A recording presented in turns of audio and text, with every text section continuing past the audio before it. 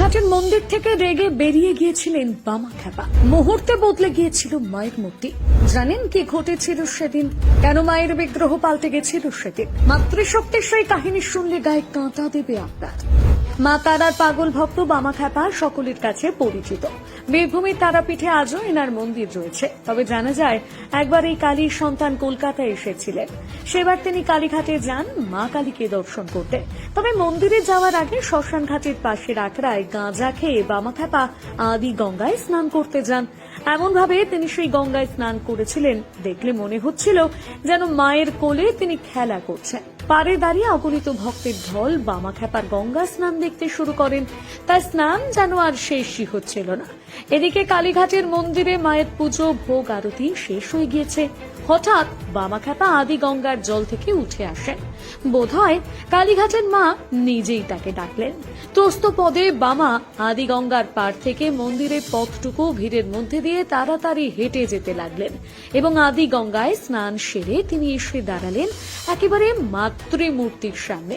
জগৎ জননী মা ও তার সন্তান একেবারে মুখোমুখি। অপলক দৃষ্টিতে বামা খ্যাপা চেয়ে রইলেন তার ছোট মার দিকে। ভক্তি লহরীতে হৃদয় সমুদ্র উথলে উঠল তার। দু চোখ বেয়ে দরদর করে নেমে এলো পরমানন্দের মন্দাকিনী ধারা। ভাবে আত্মহারা হয়ে উঠলেন বামা খ্যাপা। মাতৃদর্শনে সাধক বামা খ্যাপার প্রাণ ভরে গেল। আবেগে বিহ্বল হয়ে তিনি কাঁদতে কাঁদতে মা মা বলে চিৎকার করতে লাগলেন। প্রেমানন্দে মাতোয়ারা হয়ে বামা খ্যাপা মায়ের সামনে নাচতে শুরু করলেন। অপলক দৃষ্টিতে কালীঘাটের মন্দিরের পুরোহিত ভক্তরা বামা খ্যাপার সেই নৃত্য দেখতে লাগলেন। একসময় নাচতে নাচতে বামা খ্যাপা মন্দিরের মধ্যে সমাধিস্থ হয়ে পড়লেন। ধীরে ধীরে চোখ দুটি বুজে এলো। তার একটু পরে সমাধি থেকে জেগে মাতৃপ্রেমিক বামা খ্যাপা বিবশ ভাবে বলে উঠলেন, এই যে আমার কালিমা, রূপের কি ছটা, মাথায় আবার মোহিনী জটা, যেমনই লকলকে জিভ তেমনি টানা টানা চোখ, যেন জল জল করছে। তুই কাদের মেয়ে রে? চল না মা, তোকে তারা আমার কাছে কোলে করে নিয়ে যাই। তুই যাবি তো? বেশ বেশ, তবে আয় আমার কোলে।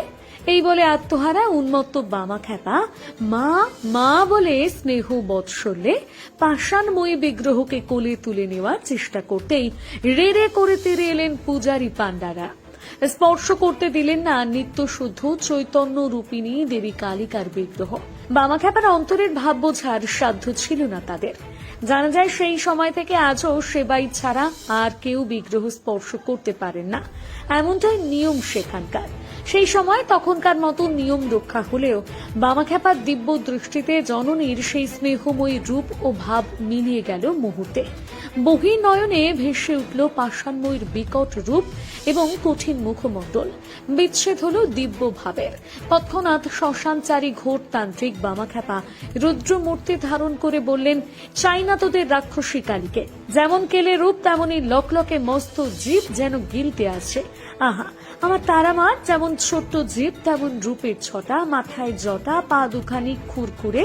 চাই না তোদের কেলে কালী, আমার আকাশ তারাই ভালো। আর এহেন আচরণে মুহূর্তেই মন্দিরের পরিবেশ হয়ে উঠল গম্ভীর, নীরব। এমনকি দর্শনার্থীরাও ভয় পেয়ে গেলেন। সেই সময় কালীঘাটের প্রধান সেবক হালদার মশাইরা উপস্থিত ছিলেন সেখানে। তারা ভৎসনা করলেন পুরোহিতদের। অপরাধ স্খলনের জন্য অনুরোধ করলেন নিরভিমান বামা খ্যাপাকে, না বাবা, আপনি স্পর্শ করতে পারেন না।